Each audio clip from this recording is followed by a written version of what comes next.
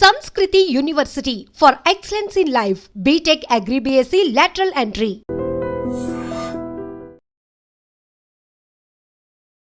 KPHP Tulasi Nagar కాలనీలో ఏపీకి సంబంధించిన ఇద్దరు దంపతులు నివాసం ఉంటున్నారు. అట్లాగే వాళ్ళకి 4 ఏళ్ల కుమారుడు కూడా ఉన్నాడు.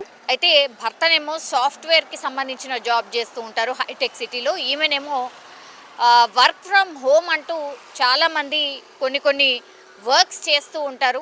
అందులో మోసపూరితమైనవి కొన్ని ఉంటాయి, ఇంకోటేమో జెన్యున్గా ఉన్నటువంటివి కొన్ని ఉంటాయి. కానీ చాలా మటుకైతే ఈ మధ్యకాలంలో మోసం చేసే ఈ వర్క్ ఫ్రమ్ హోమ్సే చాలా పెద్ద ఎత్తున ఉంటూ ఉన్నాయి. మరి ఏం జరిగిందో ఏమో తెలియదు, కానీ ఈమె పేరు వచ్చేసి అనుష. అయితే అనుషకి గత కొంతకాలం క్రితం నుంచి కూడా ఈ వర్క్ ఫ్రమ్ హోమ్కి సంబంధించి ఎవరో చెప్పారట. అందుకని ఆమె కూడా ఈ వర్క్ ఫ్రమ్ హోమ్కి సంబంధించిన జాబ్స్ని సర్చ్ చేయడమే కాకుండా, అంటే ఒక రకంగా ఏమంటారంటే బెట్టింగ్ యాప్స్లో కూడా ఈమె డబ్బులు పెట్టడం కూడా అలవాటుగా ఉందట. సో ఈజీ మనీ ఎట్లా సంపాదించవచ్చు, ఇట్లా కష్టం గిష్టం ఏం కాదుగా, ఈజీ మనీ ఎట్లా సంపాదించవచ్చు అని ఆ ధ్యాసలో పడి పూర్తిగా ఇంటర్నెట్ని సర్చ్ చేయడం, అట్లాగే ఏమేం జరుగుతోంది, ఏమేం చేస్తే తొందరగా డబ్బులు వస్తాయి, ఇట్లాంటివన్నీ వెతకడం స్టార్ట్ చేసిందట. అందులో భాగంగా ఏం చేసిందంటే ఫస్ట్ వర్క్ ఫ్రమ్ హోమ్కి సంబంధించి ఒక యాడ్ని చూసింది. అందులో ఒక 1000 పెట్టుబడి పెడితే మీకు నెల తిరిగే లోపల 30,000 రూపాయలు రిటర్న్స్ వస్తాయంటూ కూడా ఒక ప్రకటన చూసింది. అందులో భాగంగా ఏం చేయొచ్చు ఏంటి అనేది కూడా పూర్తిగా చూసినప్పుడు ఆమె 1000 పెట్టుబడి పెట్టగానే ఆమెకు నిజంగానే ఒక నెలలో 30,000 రూపాయలు రిటర్న్స్ వచ్చాయి. దీంతో ఆశ పుట్టింది అనుషకి. దెన్ అగైన్ ఆ 30,000 పెట్టుబడి పెడితే 1,00,000 రూపాయలు ఇస్తాము అని ఆశ చూపారు. సో ఏంటి ఆ కంపెనీ ఏంటి అనేది కూడా ఏమీ ఆలోచించకుండా 1000కి 30,000 వచ్చాయి కాబట్టి ఇప్పుడు 30,000 పెడితే 1,00,000 వస్తాయి అనుకుంది. అంతే, ఏమీ ఆలోచించకుండా 30,000 అగైన్ పెట్టుబడి పెట్టింది. అది 30,000 పెట్టుబడి పెట్టేటప్పుడు కూడా, అంటే ఆమెకు 1000 నుంచి 30,000 వచ్చినప్పుడు కూడా ఆమె భర్తకు ఎట్లాంటి ఇన్ఫర్మేషన్ లేదు. మళ్ళీ 30,000 పెట్టేటప్పుడు కూడా కనీసం భర్తకు ఏమాత్రం చెప్పకుండా అట్లా పెట్టుబడి పెట్టేసింది. ఆ తర్వాత ఏమైపోయింది, అట్లా 30,000 పెట్టిన తర్వాత నీకు 1,00,000 రావాలి అని అంటే ఇంకా కొన్ని డబ్బులు మీరే మాకు ఇవ్వాలి అని అంటూ ఆ అవతలి వ్యక్తి ఎవరైతే ఉన్నారో ఆమెకు చెప్పడం స్టార్ట్ చేశాడు. 1,00,000 రావాలి అంటే మీరు రిటర్న్గా ఇన్ని డబ్బులు మళ్ళీ మాకు ఇస్తే అవన్నీ కలిపి మళ్ళీ మీకు ఇస్తాము అన్నటువంటి మాట చెప్పి నమ్మించి తీరా చూస్తే మోసం చేసినటువంటి పరిస్థితి. మోసపోయాను అని ఎప్పుడు తెలిసింది అంటే ఆమె దగ్గర ఉన్నటువంటి బంగారం ఏదైతే ఉంటుందో దాని అన్నిటినీ కూడా తాకట్టు పెట్టి, ఎందుకంటే భర్తకు చెప్పలేదు కదా ఇట్లాంటి పెట్టింది అని చెప్పలేదు కాబట్టి ఆమె దగ్గర ఉన్నటువంటి బంగారాన్ని తాకట్టు పెట్టి ఆ డబ్బును తీసుకొచ్చి అగైన్ మళ్ళీ ఈ వర్క్ ఫ్రమ్ హోమ్కి సంబంధించి ఏదైతే ఆమె ఆ ట్రాప్లో పడిందో వాళ్ళకి పంపించింది. పంపించిన తర్వాత ఎంతకీ డబ్బులు ఇవ్వకపోగా ఇంకా మీరు డబ్బులు పంపిస్తే కానీ మేము అవన్నీ డబ్బులు ఇవ్వడము అని ఇట్లా చెప్పడం స్టార్ట్ చేశారు. దీంతో ఆమెకు అర్థమైంది ఏంటి అని అంటే, అనుషకి అప్పుడు అర్థమైంది నేను మోసపోయాను, నా డబ్బులన్నీ పోయినాయి, ఇప్పుడు నేను తాకట్టు పెట్టిన బంగారం అదంతా కూడా అటే పోయింది అన్నటువంటిది అర్థమైంది. ఆ తర్వాత ఏం చేయాలి, ఇప్పుడు ఆమె బంగారం అమ్మి ఆమె బంగారం తాకట్టు పెట్టి ఇవన్నీ తెచ్చింది. సో ఆ బంగారాన్ని విడిపించాలి, లేదంటే భర్త తనని అడుగుతాడు కాబట్టి ఇంకో చోటు నుంచి అప్పు తీసుకొచ్చి ఆ బంగారాన్ని విడిపించింది. కానీ అప్పు అలాగే ఉండిపోయింది. ఇప్పుడు ఈ అప్పు తీర్చడానికని ఆమె బెట్టింగ్ యాప్స్లో పెట్టుబడి పెట్టడం, బెట్టింగ్ యాప్స్లో డబ్బులు పెట్టడం స్టార్ట్ చేసింది. అక్కడ కూడా పూర్తి స్థాయిలో మోసపోయింది. సో ఇవన్నీ వరుస పెట్టి ఒకదానికొకటి జరగడంతో ఇంకా ఎవరికి చెప్పాలో అర్థం కాక ఫుల్ స్ట్రెస్లో ఉండి అప్పులు పెరిగిపోయాయి కాబట్టి భర్తకు చెప్పుకోలేక, అటు తన అనే వాళ్ళకి ఎవరికి చెప్పుకోలేక ఇంకా నేను బతకడం వేస్ట్, నాకు ఆత్మహత్య శరణ్యం అంటూ ఆమె ఒక సూసైడ్ నోట్లో కూడా క్లియర్ కట్గా ఏమేం జరిగింది, ఎక్కడ పెట్టుబడింది, ఎక్కడ పెట్టుబడి పెట్టింది, ఎన్ని అప్పులు ఉన్నాయి, ఇవన్నీ రాసి పెట్టి సూసైడ్ నోట్ రాసింది. అట్లాగే అందరికీ సారీ చెప్తూ ఆ సూసైడ్ నోట్లో రాసుకొచ్చినటువంటి పరిస్థితి. ఇదంతా పూర్తిగా అంటే చేయి దాటిపోయిన తర్వాత వాళ్ళ హస్బెండ్కి కూడా తెలియనటువంటి పరిస్థితి.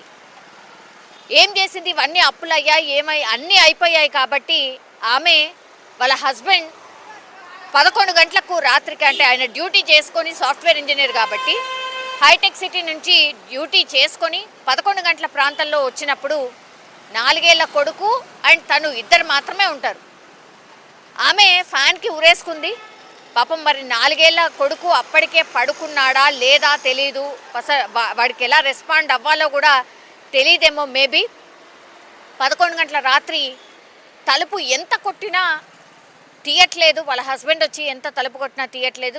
పక్కన కొలీగ్ కూడా ఉంటాడు, సో వాళ్ళు కూడా తలుపు కొట్టడం స్టార్ట్ చేశారు. చాలాసేపటి తర్వాత ఈ 4 ఏళ్ల బాలుడే లోపల నుంచి ఒక స్టూల్ వేసుకొని దానిపైన ఎక్కి ఆ డోర్ని తీస్తే కానీ లోపలి వెళ్ళి చూసేసరికి ఇప్పుడు వాళ్ళ భార్య ఫ్యాన్కి ఉరేసుకొని చనిపోయినటువంటి పరిస్థితి.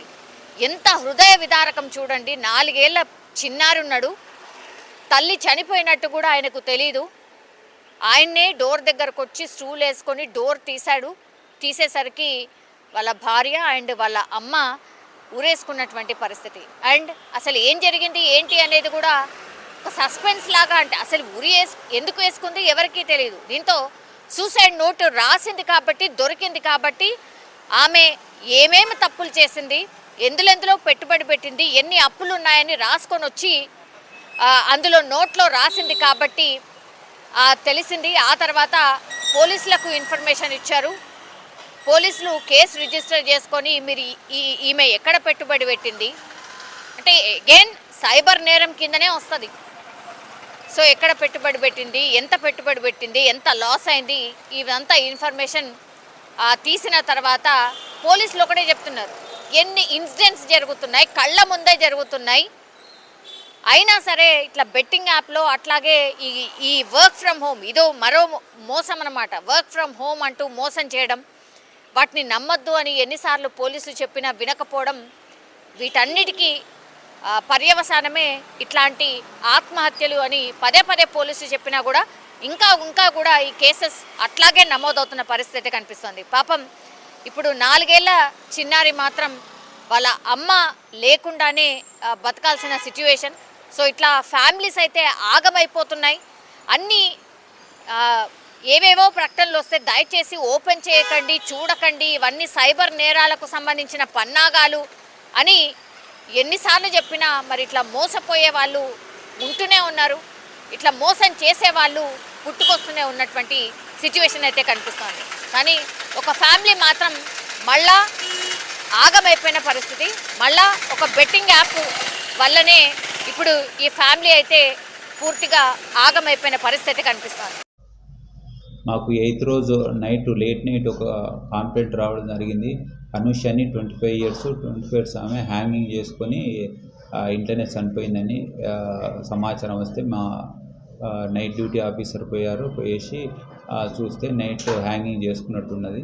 అయితే వాళ్ళ భర్త సాఫ్ట్వేర్ ఇంజనీరు హైటెక్ సిటీలో చేస్తారు. వాళ్ళ భర్త 11 o'clock అట్లా వస్తాడు. ఈమెనేమో ఇంట్లో సాఫ్ట్వేర్ వర్క్ ఫర్ హోమ్ అని చెప్పేసి ఇంట్లోనే వర్క్ చేస్తుంటుంది. యాప్ ప్లస్ బెట్టింగ్ కొద్దిగా అలవాటు ఉన్నది. ఆ గోల్డ్ తాకట్టు పెట్టి వేరే వాళ్ళ దగ్గర అప్పు తెచ్చుకున్నది. అదే కాక ఫ్రెండ్స్ దగ్గర అప్పు 1.5 lakh దగ్గర తెచ్చుకున్నది. నా భర్తకు తెలిస్తే ఇదేమన్నా ఇష్యూ అవుతుందని చెప్పేసి ఉద్దేశంతో వాళ్ళ భర్త ఆఫీస్కి వెళ్ళిన సమయంలో ఫ్యాన్కి ఊరేసుకొని చనిపోవడం జరిగింది. అయితే వాళ్ళ భర్త 11 o'clock వచ్చి తలుపు కొడితే ఎంత కొట్టినది తిరగలేదు. వాళ్ళ కొలీగ్ కూడా పక్కనే ఉంటాడు. వాళ్ళ కొలీగ్ ఇద్దరు వచ్చి ఎంత సౌండ్ చేసినా రాలే. వాళ్ళ 4 years బాబు ఉన్నాడు. ఆ 4 years బాబు వచ్చేసి బెంచ్ స్టూల్ వేసుకొని బోల్ట్ తీసేస్తే చూసుకుంటారు. కానీ అప్పుడే సూసైడ్ నోట్ కూడా రాసింది. అందులో నేను ఇట్లా అందరికీ బై అందరు అని ఐ లవ్ ఫర్ ఆల్ అని చెప్పేసి రాసేసి నేను ఇవన్నీ చేసిన అని చెప్పేసి సూసైడ్ నోట్లో రాయడం జరిగింది. ఈ బెట్టింగ్ యాప్లు తర్వాత ఈ టెలిగ్రామ్ యాప్లకి లోన్ అయ్యి చాలామంది ఇట్లా ప్రాణాలు కోల్పోతున్నారు. అలా ప్రాణాలు కోల్పోకుండా అందరూ అవేర్ కావాలి. అన్నెసరీ వచ్చే లింక్స్ కానీ తర్వాత బెట్టింగ్స్ కానీ ఫోన్లలో వస్తే దాన్ని యూజ్ చేయకూడదు. యూజ్ చేసి ఏమైనా ఉంటే సమాచారం పోలీసు వాళ్ళకి తెలపాలి. దాన్ని బ్లాక్ అన్న చేయాలి. కానీ తప్పించి కానీ యూజ్ చేయడం వల్ల ప్రాణాలు మొత్తం కోల్పోతున్నారు. చాలా లాస్ అవుతారు పబ్లిక్. భవిష్యత్తులో కూడా ఇలాగనే పబ్లిక్ అవేర్ అయితేనే దీని మీద పబ్లిక్కి సేఫ్టీ ఉంటుంది. సైబర్ క్రైమ్ చాలా ఇప్పుడు బాగా అవేర్ ఉంటేనే మనం మన సేఫ్టీగా ఉండగలుగుతాము. అందుకనే పబ్లిక్ అవేర్గా ఉండాలి కోరుతున్నాను. నిజంగా ప్రస్తుతం ఉన్నటువంటి సమాజం దేనికి ప్రయారిటీ ఇస్తుంది? ఆర్థిక సంబంధాల చుట్టూ మాత్రమే తిరుగుతుంది. మళ్ళీ ఎన్నికలంగానే చాలా విరక్తి కలుగుతాను. మంచి అనిపిస్తుంది కదా, లేడీస్ కూడా ఛాలెంజింగ్ జాబ్స్ చేసినప్పుడు చాలా బాగుంటది. ట్రాఫిక్ అసిస్టెంట్స్ గా నియమించిన ట్రాన్స్జెండర్స్ అందరితో సాల్యూట్ చేయించుకుంటున్నారు. ఫుడ్ డెలివరీ ఇవ్వటానికి వెళ్ళినటువంటి డెలివరీ బాయ్ అనిల్ పై కళ్ళ ముందు పెళ్ళండి